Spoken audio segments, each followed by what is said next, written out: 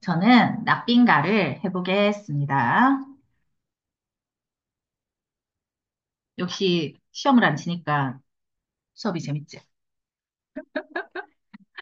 시험 치려고 수업 들으면 진짜 좀 싫지. 자, 발레 가사입니다. 가사고 이거는 전체 51구입니다. 굉장히 길어요.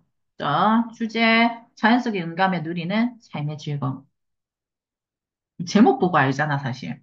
나, 즐거워, 빈, 가난이. 가난이 즐거워, 우리 뭐라 그래? 안 빈, 낙도. 좋겠다. 가난을 즐길 수 있어.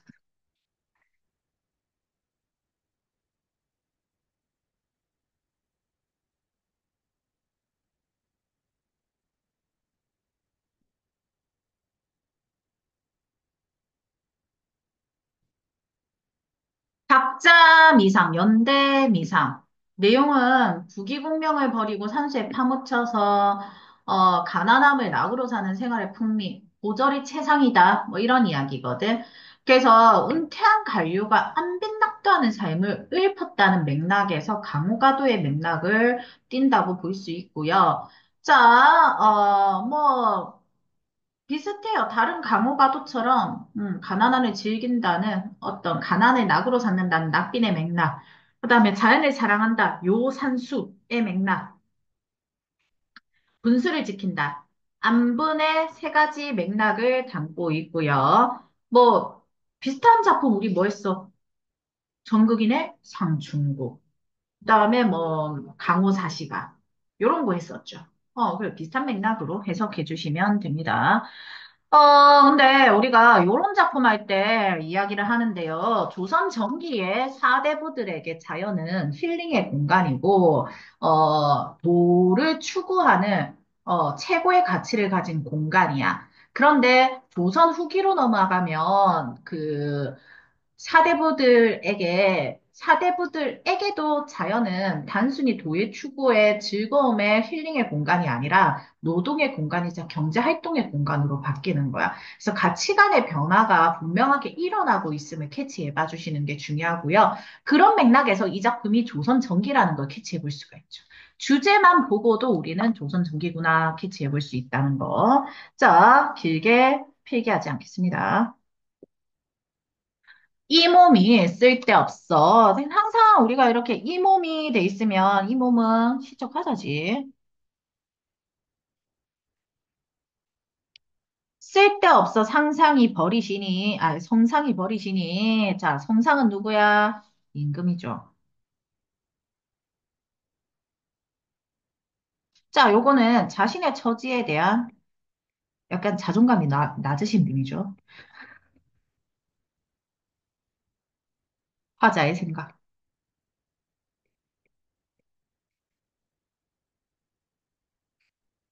무기를 하직하고 빈천을 낙을 삼아. 자, 요거는 우리가 뭐 안 적어도 이제 해석이 되죠. 일간목 우리 했었죠. 뭐 할 때 했었어요?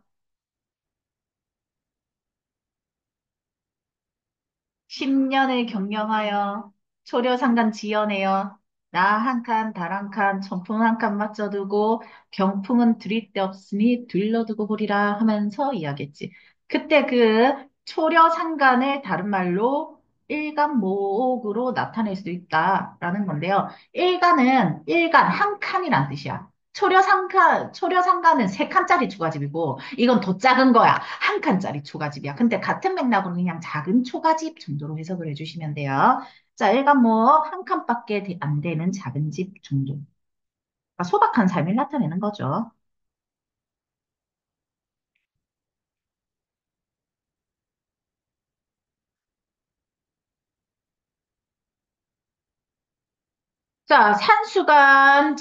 산수간. 우리 알죠? 우리 뭐예요? 자,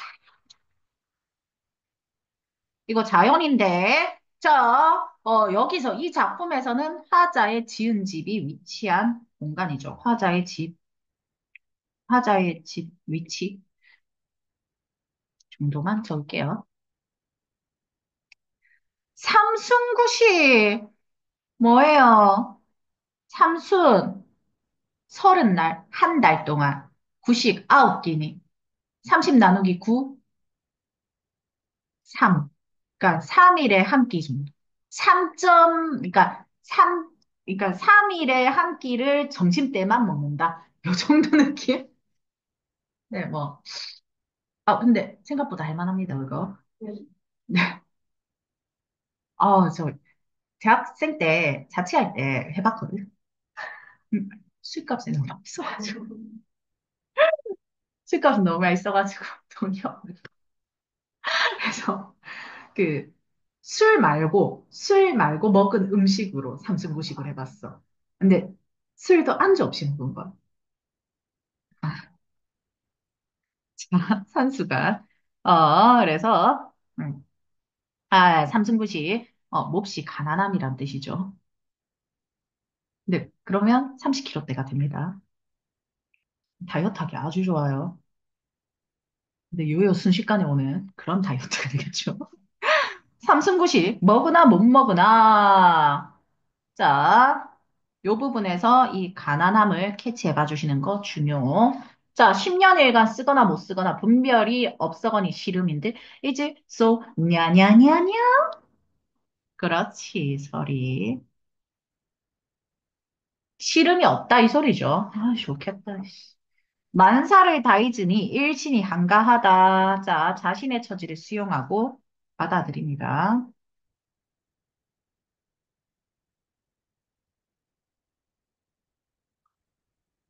네. 자존감은 낮지만 정신 건강은 좋으신 분이다. 삼산이 어둠에 무릉이 여기로다. 무릉 뭐예요? 이상한 지금 그러니까 무슨 말이야? 내가 있는 여기가 무릉도원처럼 최고다. 이런 소리죠. 자, 무심한 구름은 치수에 걸려 있고, 치수, 옆에 뜻 나와 있습니다. 자, 숲이 우거져 푸른 빛이 도는 산봉우리. 솔직히요, 님들, 제가 모의고사를 보면 요거 먼저 한번 훑어봐라라고 이야기를 하거든. 보자마자, 엥? 자연이군. 알 수 있지. 응? 속세 떠나 자연을 벗삼아 유유자적 강원 가도네. 바로 주제 잡을 수 있지. 오케이? 소호? 소호 구기공명 멀리 했어? 어이구야. 100% 강원 가도네. 나옵니다. 이거 꼭 체크해서 포인트 잡고 들어가십시오. 자, 다음에 무심한 구름은 지수에 걸려 있고 유의한 갈매기는 백구로 원래는 나오죠. 항상 뭡니까? 갈매기는 물알체의 대상 뭐 이런 거죠. 자연을 나타내는 거죠. 백사 하얀 모래에 버려 있다. 자, 올라가 보자. 아침에 캐온 쥐를 자 점심에 다 먹으니 일 없으면 노니면서 속조를 말려 하야 지긴다. 아침에 나물 캐가지고 점심 때 다 먹고 일 없이 할 일 없고 그래서 뭐 오후에는 설렁설렁 놀다가 자 저녁에 이제 쉬고 있는 석조 저녁 석자입니다. 아침 저녁으로 쉰다 뭐 이런 뜻이죠. 갈건으로 기호 쓰고 갈건 머리 쓰는 두건 입니다. 두건으로 기호 쓰고 마이는 마이 태자일 때 마이죠. 삼대로 지은. 자, 님의 차고 그러니까 소박한 음식 먹고 소박한 옷을 입고 낚싯대를 둘러매고 조대 낚시하는 곳으로 나아가니까 조대는 낚시하는 곳인 거 알죠? 흐르니 물결이요 디노는 이대 고개로다. 여기서 보이는 거 우리 무슨 뻐? 이렇게 흐르는 이 디노는 이 물결이요 고기로다 대꾸법 보이시죠? 의외로 있잖아, 얘들아. 고3 때 제일 고전 문학에서, 고전 시가에서 너희가 제일 못 찾는 표현 방법이 대꾸법이다. 의외로 안 보인다? 왜냐면 이제 이때까지 우리가 대꾸법이 줄이 달라서 찾기가 수월했는데 같은 줄에 이런 식으로 나오는 경우가 꽤 많거든. 그래서 자, 그다음에 은린옥척을 버드룸에 깨어들고 뭔가 깨어들었다. 그러니까 큰 물고기다. 은린옥척은 자, 적기나 해볼게요. 리는 비늘이죠. 은은 은색이죠. 은색 비늘. 그러니까 비늘이 은색으로 빛나는 맛있겠다.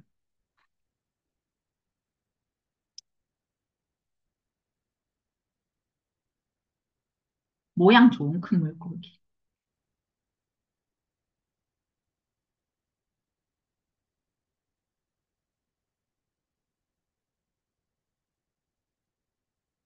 거두름에 깨어들고 낙조강호 전막히 돌아오며 상가촌적 어부사로 하답하니 서호매하. 자, 서호매하 밑에 있죠. 속세 떠나서 유작에 사는 걸 나타내죠.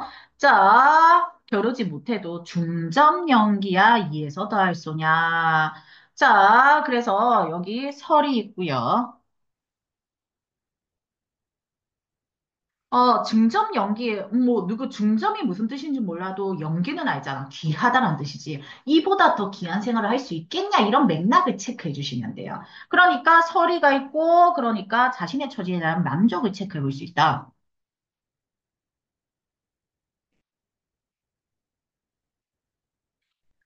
기상영천 지금 소호의 몸이 되어, 기상영천의 소호의 몸이 되어, 소호의 몸은 누구야?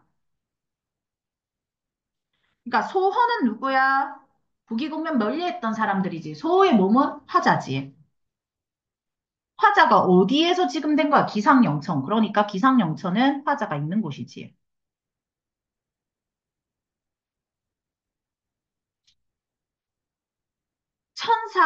천사를 냉소하니.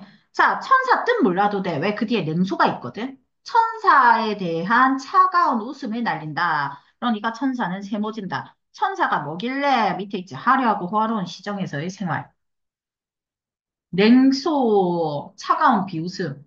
자, 만종. 자, 만종. 자, 많은 녹봉인데, 이거 우리 천사도 만족도 세속적 생활을 나타낸다로 보시면 되겠죠. 세속적. 속세에 대한 가치, 속세적 가치. 그래서 촉의 지푸라기다. 그러니까 천사도 비웃고 만종도 지푸라기일 뿐. 네, 그러니까 허망하다 이거야. 촉에는 지푸라기죠. 내 살림살이 단박하니 내가 누구야? 시적 화자지. 어느 것이 찾아오리 나 혼자서 잘 지낸다. 이 뜻으로 해석을 해주시면 큰 지장 없이 볼 수 있을 겁니다. 넥스트. 자, 규정기 가볼게요. 여기다 적어줘. 역시 문학이 재밌어, 문학이. 어, 문학이 재밌지만 또 시험 안 치니까 또 저것도 재밌지. 비문학도 재밌지, 또. 아, 저님, 문과님? 갈래? 이과정 맥락해서 재미없었을 수도. 고전 수필. 고전 수필 중에서 갈래가 뭘까요? 그래, 요럴 때 우리 뭐를 본다? 요 뒤자를 본다. 썰이냐, 기냐. 그래서 요거는 기다. 자, 기는 뭐를 한다 그랬어? 기는, 자, 뭐시기냐, 저기, 건축물이라든가, 그러니까 집이나 정자나 누각이나 이런 것들에 대한 기록이다. 그다음에 썰은 뭐야? 자기 경험을 푼 거야. 자기 경험. 그래서 이욕설, 내가 지붕을 고치면서 겪었던 경험을 통해서 깨달은 점을 나타낸다. 이런 식이고. 그다음에 규정기는 규정이라는 정자를 보고, 아니, 정자에 대해서 이야기를 하면서 이 규정이 무슨 뜻인지 이야기하는 고맥락이거든. 자, 이 규정기는요, 놀랍게도 2020년 수특이잖아, 지금. 수특이래. 2020년 지금 모의고사잖아. 근데 이렇게 2020년 모의고사인데 2025년 수능 특강에 규정기 실려 있었어. 아까 산모에 있었던 비문학은 2025년 독서에 실려 있었다고 그랬잖아, 수능 특강. 그러니까 수능 특강에 실린 내용이 돌고 돌아서 결국 기출에 실리고 기출에 실린 내용이 돌고 돌아서 다시 수능 특강에 실리는 거야. 그리고 사설 모고도 보면 있잖아. 사설 모고에 나온 독서 지문은 크게 여러 맥락 중에서 선생님이 이제 다양하게 푸니까 이거 출처를 다 알잖아. 그래서 여러 맥락에서 그러니까 몇 개년 수특 독서 지문. 에서 끄집어내서 문제를 만들어냈거나 아니면 이제 공무원 시험이나 피트나 리트 시험에서 끄집어내가서 문제를 만들어낸 경우가 많아. 근데 이제 문제를 만들어내면서 굉장히 이제 난이도 조절을 좀 잘한 애들이 하다 보니까 난이도 조절을 해야 돼서 지역적으로 문제를 만들어내는데 문제는 이 문제를 그러니까 너희가 봐야 되는 건 그 문제에 대한 내용보단 지문인 거야. 사설 모고도. 지문을 정확하게 이해하는 그 연습을 계속해야 되는 거야. 문제를 풀어서 그 문제풀이를 정확하게 하는 것보단 국어 같은 경우는 나는 그렇게 생각하는 이유가 뭐냐면 지문은 돌고 돌아. 근데 문제는 누가 출제했느냐에 따라서 출제자의 의도가 완전히 달라. 그래서 그 수능 치기 직전에는 무조건 기출을 여러 번 더 풀어본 거라도 기출을 여러 번 더 풀어서 그 평가원이나 교육청의 그 의도에 좀 익숙해져야 된다라고 이야기를 하거든. 왜냐면 사설 모고는 교육과정과 별개로 그 지문 자체에 대한 질문을 던진다면, 이제 그 평가원이나 교육청에서 내는 모의고사는 그 학년이 배웠던 중학교, 고등학교 교육과정을 염두에 둔 상태로 낸단 말이야. 그러니까 이제 그 너희가 사실 여태까지 쭉 너희 온몸으로 겪고 느꼈던 그리고 온몸으로 부딪혔던 게 너희의 교육과정인데 사설을 계속 풀다 보면 그 교육과정에 대한 감이 떨어진다고. 그래서 이제 다시 기출로 넘어가서 이렇게 하라고 이야기를 하거든. 그래서 저는 오히려 기출은 겨울방학 때 끝내고, 이제 애들이 사설 푼다 그러면, 저는 사설 풀지 말고 기출만 10회독을 하든 20회독을 하든 30회독을 하든, 기출 외웠어도 계속 기출만 봐라라고 이야기를 한단 말이야. 그, 너희 기출 다 봤으면 1학년, 2학년 기출 봐. 이렇게 이야기를 해.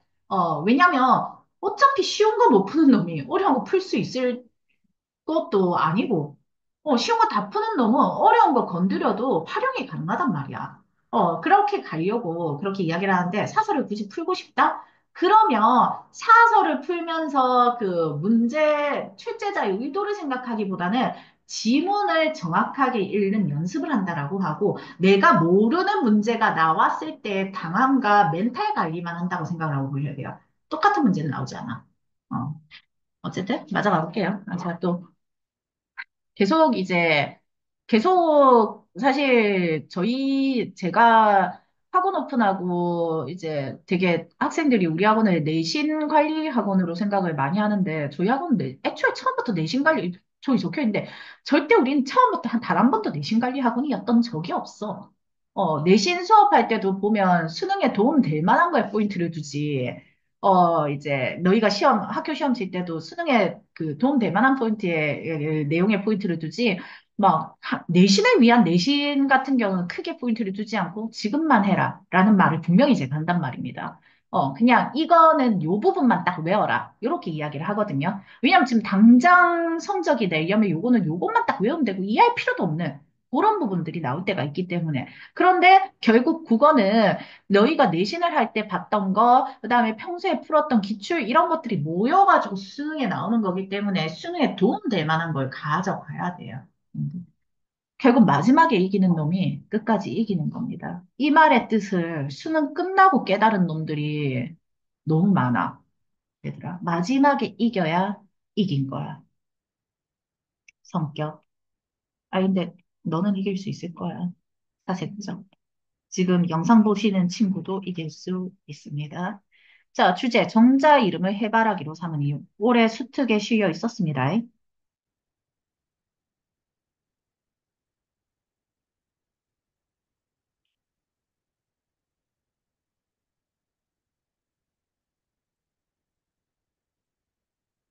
두둥. 그러면 규정기의 규는 뭐의 뜻이야? 그렇지. 해바라기의 뜻이죠. 자, 그러면 요 작가는 누구냐? 작가 이름 까먹었다, 또. 조위. 작가 조위가 아가 귀향에 갔어. 거기서 허름한 정자 하나를 지었거든. 그러고 거기에다가 규정이라는 이름을 붙여. 그래서 누가 이 사람한테 물어본 거야. 왜 규정이라고 이름 지었어? 그래서 문답 방식으로 풀어나가. 일반적으로 고전 수필 같은 경우는, 자문자답이거나 또는 누군가가 물어보고 거기에 답하는 방식으로 많이 풀이가 되거든. 자, 정자 이름은 일반적으로 소나무나 매화 같은 것들을 많이 한단 말이야. 그래서 아주 고상한 것을 많이 취하는데, 이때 조선시대는 해바라기를 조금 하찮다라고 여겼단 말이야. 하찮은 해바라기 이름 삼은 이유가 뭐냐라고 이야기를 하는 거예요. 그래서 얘가 뭐라고 하냐면 나는 유배 생활하는 처지지만 나라에 대한 충성이 변함없다. 그러니까 자기 자신을 해바라기에 빗대는 거지. 그래서 나는 충성이 여전히 해가 누구에겠어? 임금이 되는 거야. 그렇게 임금에 대한 충성이 여전히 있다는 의미로 이렇게 하는 거다라고 생각을 해주시면, 될 것 같아요. 조위가요, 우리가 조위의 다른 작품을 한 적이 있거든요. 만분가라고요. 네. 기억이 안 납니까? 네. 할 겁니다. 아니, 네. 어차피 할 거예요. 걱정하지 마시고. 이렇게 생각하십시오. 자, 그럼 본문 가볼게요.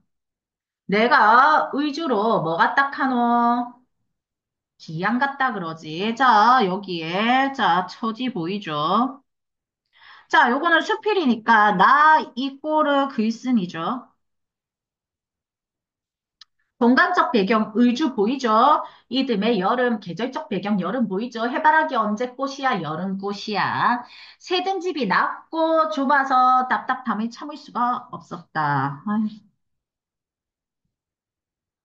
지금으로 지금 반지 합방 정도 되는 거지.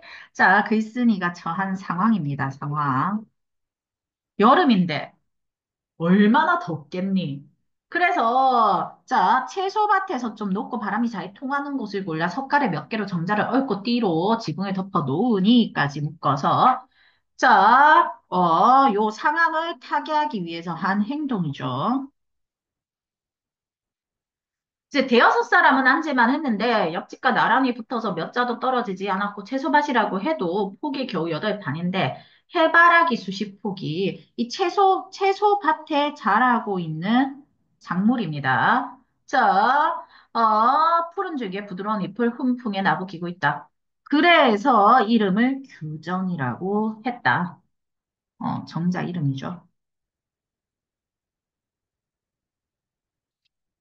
자, 그런데 손님이 나에게 질문을 합니다. 저 해바라기는 식물 가운데 보잘것없다. 해바라기는 보잘것없습니다. 옛날 사람들은 자, 풀, 나무, 꽃, 특별한 품질을 높이 사기도 하고 매, 난, 국주, 해초 이런 걸로 자기가 사는 집을 이었지 하찮은 식물로 이름 짓지 않아요. 왜 해바라기에 이름을 지었습니까? 해바라기에 무엇을 높이 삼았습니까? 라고 이야기를 하죠. 자, 이거 질문이죠. 손님의 질문이고요.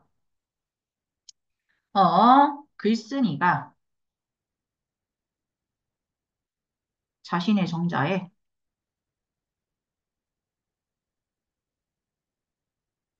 보잘것없는 식물인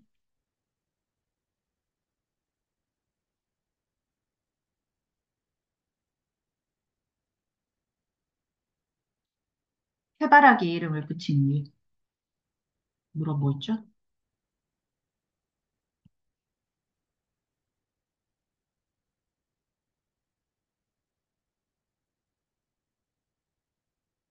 내가 그 말에 이렇게 대답했다. 사물이 한결같지 않은 것은 그리 타고나서 그런 겁니다. 자, 이거 글쓴이의 생각이 등장하기 시작합니다. 대답을 하면서 자기 생각을 이야기하죠. 기하고 천하고 가볍고 무겁고 하여 기하고 천하고 가볍고 무겁고 이게 뭐야? 한결같이 아는 것을 이야기하는 거고요. 만에 하나도 같은 것이 없습니다. 해바라기는 자 읽어볼게요. 식물 가운데 연약하고 보잘것없는 거. 자, 글쓴이는 해바라기를 높고 귀하다고 생각하지 않아요. 요런 일치 문제 조심하셔야 돼요. 해바라기에 대한 글쓴이의 생각이고요. 지금 해바라기가 주인공이죠. 그래서 학생들이 주인공이니까 좋을 거야 라고 생각을 하지만 그런 거 아닙니다. 아, 여기서 한번 멈춰줘야 유진이 궁금하겠다. 어쨌든, 유진이는 궁금할 것이다. 하지만 유진아, 우리는 야한 이야기를 하지 않았다. 자, 사람에 비유하면, 자, 사람에 비유하면부터 가볼게요. 그래서 더럽고 변변치 못해서 이보다 못한 것이 없는 것. 자, 요거 사람에 비유했다 정도만 캐치해 볼게요. 자, 그러니까 소나무, 대나무, 매화, 국화, 난초, 해초는 식물 가운데에서도 굳세고 굳고도 세어서 특별한 풍치가 있거나 향기를 지닌 것. 자, 이것도 글쓴이의 생각이고요. 글쓴이는 해바라기가 가장 뛰어나다고 생각하지 않는다는 겁니다. 마찬가지 비유하면, 자, 명망과 덕망이 우련하다 정도 돼 있지. 얘들은 명성과 덕망이 우련한 것, 사람으로서는. 자, 내가 지금 황량하고 머나먼 적막한 바닷가로 쫓겨나서 부러워. 바다만 보면 부러운 사람. 자, 이거 자신의 처지죠.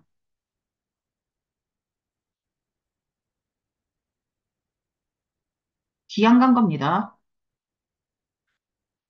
사람들은 천히 여겨 사람 대접을 하지 않고 식물도 나를 서먹서먹하게 내치는 형편. 내가 소나무나 대나무 같은 곳으로 나의 정자 이름을 짓고자 해도 그 식물들의 수치가 되고 사람의 비웃음거리가 되지 않겠습니까? 자, 그러니까 내 처지가 지금 이런데 내가 고고한 이름 붙여봤자 비웃지 않겠어? 이겁니다. 자, 그래서 정자 이름을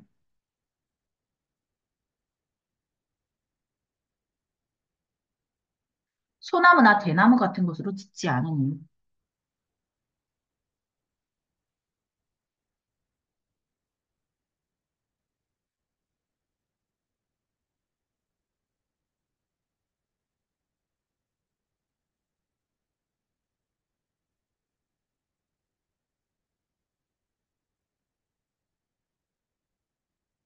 자, 버림받은 사람. 자, 글쓴이의 처지 보이죠?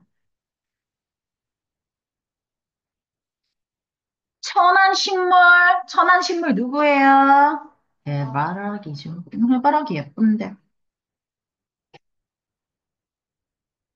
먼 데서 찾지 않고 가까운 데 취했으니 이것이 나의 뜻, 바로 뭐, 정자 이름의 해바라기를 사용한 이유를 말하는 거죠.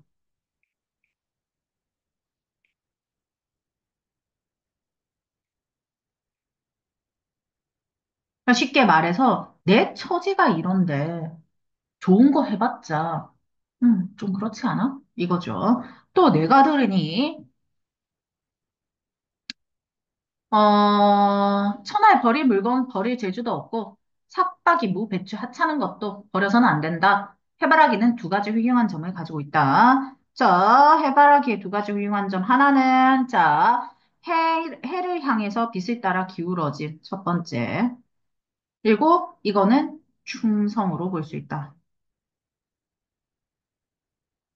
또, 분수를 지킬 줄 안다. 훌륭한 점 두 번째. 분수. 그거 지혜다. 라는 거죠. 그러니까, 자, 충성과 지혜가 바로 해바라기의 특성인데요. 신화된 자가 갖추어야 할 졸조다라는 거죠.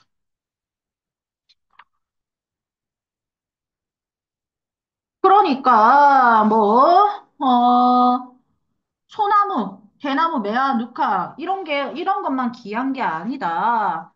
지금 내가 비록 기양살이를 하지만, 자, 계속 자신의 처지를 이야기합니다. 자고 먹고 하는 것이 임금님의 은혜가 아님이 없다. 그러니까 뭐야? 내가 아무리 기양살이라도 먹고 자고 하는 거 전부 임금님의 은혜다. 라는 거죠. 내가 사는 것 자체가.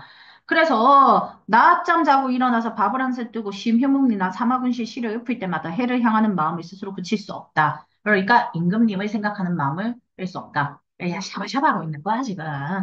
자, 해바라기로 나의 정자 이름이 지은 게 어찌 아무런 근거도 없다 하겠습니까? 그래서 손님이 뭐라 하노? 나는 하나만 알고 둘은 알지 못했는데 그대 정자 이야기 듣고 보니 더 알 바 없어졌다. 자, 그래서 글쓴이의 말의 의미를 올바르게 이해했어.